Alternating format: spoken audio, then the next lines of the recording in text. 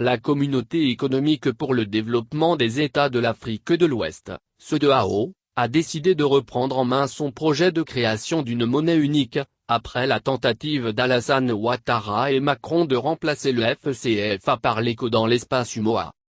Un cinglant désaveu. En présence du président ivoirien, Alassane Ouattara, la Communauté économique des États de l'Afrique de l'Ouest, CEDEAO, a été très claire.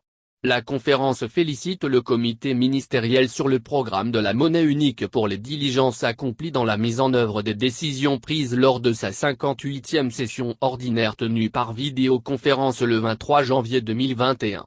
Elle décide d'adopter le pacte de convergence et de stabilité macroéconomique entre les États membres de la CEDEAO dont la phase de convergence couvre la période de 2022 à 2026 et la phase de stabilité à partir du 1er janvier 2027, de prendre note de la feuille de route pour le lancement de l'ECO à l'horizon 2027 et charge le comité ministériel de continuer à travailler pour résoudre toutes les questions en suspens, a écrit l'institution ouest-africaine, dans le communiqué final, à l'issue de sa 59e session ordinaire des chefs d'État et de gouvernement, le 19 juin dernier, à Accra.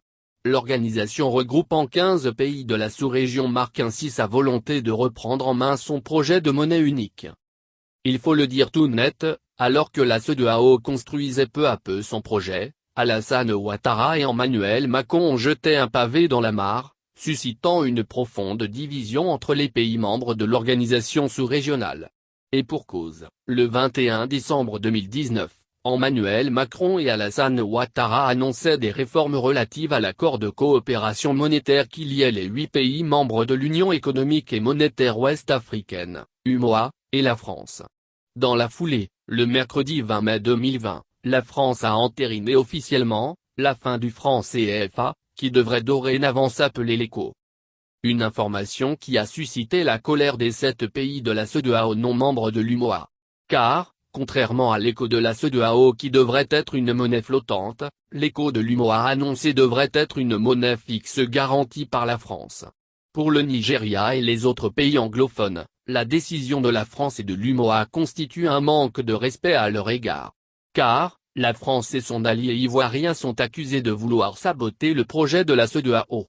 Finalement, le projet de l'ECO de l'UEMOA a été renvoyé aux calendes grecques, laissant sans doute une voie royale à la CEDEAO, l'initiatrice de l'ECO, de parachever son projet.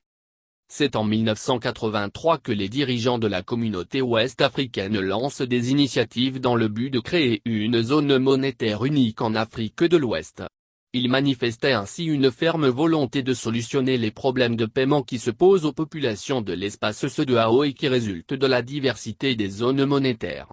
Après des années d'immobilisme, c'est finalement en 1999, à Lomé, au Togo, lors du 22e sommet de la conférence des chefs d'État et de gouvernement de la CEDEAO, qu'une stratégie dite approche accélérée de l'intégration, est élaborée.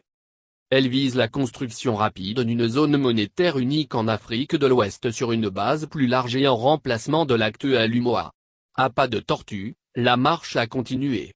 Le processus va s'accélérer le 27 octobre 2013, lorsque réunis en sommet extraordinaire, à Dakar, les chefs d'État et de gouvernement, ont une fois encore, traduit leur volonté sans équivoque de doter l'Afrique de l'Ouest d'une monnaie commune en 2020. Finalement le 29 juin 2019, les dirigeants de la CEDEAO adoptent définitivement le nom ECO pour leur projet de monnaie commune. Après le croc en jambes manqué de Ouattara et de Macron, cette nouvelle date sera-t-elle tenue? Attendons de voir.